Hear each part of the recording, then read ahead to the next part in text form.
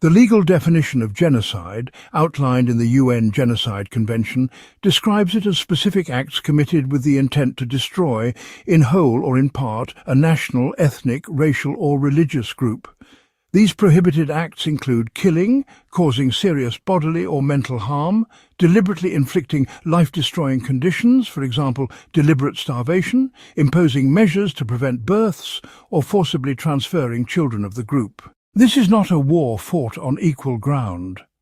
The Israeli military have the latest highly sophisticated weapons supplied by the USA, Britain and the rest of Europe, who don't seem to care that they're being used to systematically kill and maim innocent civilians. A classified Israeli military intelligence database revealed that, as of May 2025, 8,900 named fighters from Hamas and Palestinian Islamic Jihad, PIJ, were listed as confirmed or probably dead. Gaza health authorities had recorded approximately 53,000 total deaths by that time.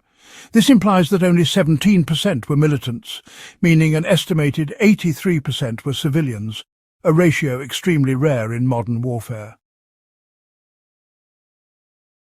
Analysts compared this ratio to atrocities like the Rwandan genocide and the siege of Mariupol, emphasizing its exceptional severity. The IDF, of course, even though these figures are of their own making, refute the findings as incorrect, but has not disclosed any other alternative, verified data or methodology.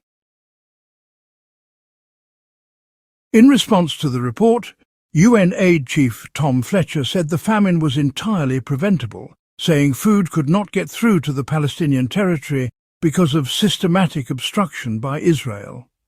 The report was labelled an outright lie by Israel, which has denied there is starvation in the territory.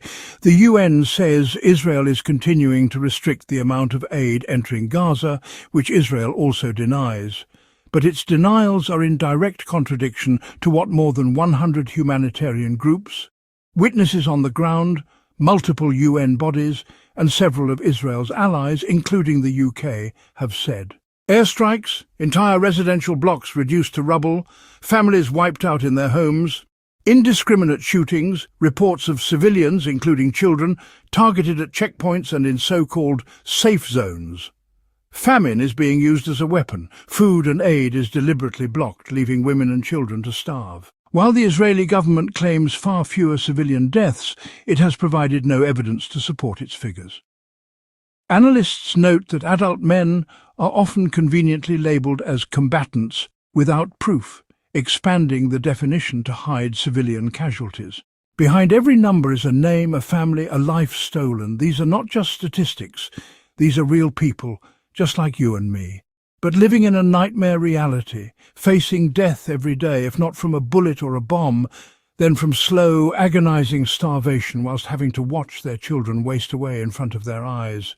We cannot ignore them. This is not collateral damage. This is the deliberate targeting of civilians, a pattern that meets the very definition of genocide. Ordinary people don't stop wars alone, but history shows that collective pressure, letters, protests, boycotts, persistent awareness has shifted government policy, for example, apartheid in South Africa or the Vietnam War. So please share this video with all your like-minded friends, write to your MP, post on social media about this, anything to spread the word, and the word is stop, stop this evil lunacy, and please, please stop killing the children.